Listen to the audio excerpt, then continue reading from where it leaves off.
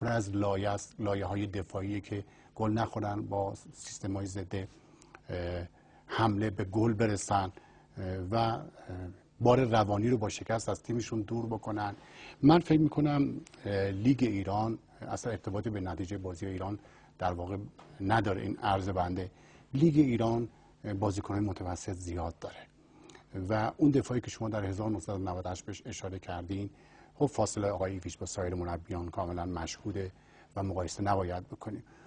ما اگر بینندگان عزیز در ذهنشون داشته باشن، ما اونجا با 2 تا سویپر بازی می‌کردیم. نادر محمدخانی بود، پاشازاده بود. این نسلی که منقرض شده و به اعتقاد من نباید فقط در تیم ملی این بازیکن‌ها ساخته بشن. این بازیکن‌ها می‌بایستی در باشگاه‌ها ساخته بشن که به تیم ملی کمک کنیم. بعضی اوقات هم مشاهده می‌کنیم که همون مدافعان که در تیم ملی دارن بد بازی می‌کنن، در باشگاهشون بهتر بازی می‌کنن.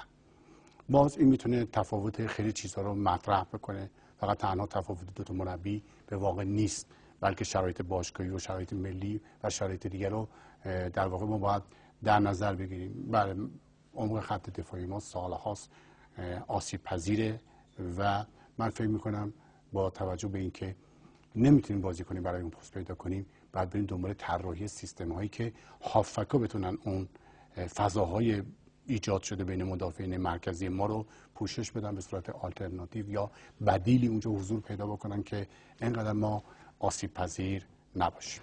شما حالا با توجه به این وضعیتی که وجود داره پیشنهاد نمی‌کنید که ما برگردیم اون سیستم حالا 3-5-2 قدیمی خودمون و یه بازیکن پوشش دهنده برای 2 مدافعی که جلوتر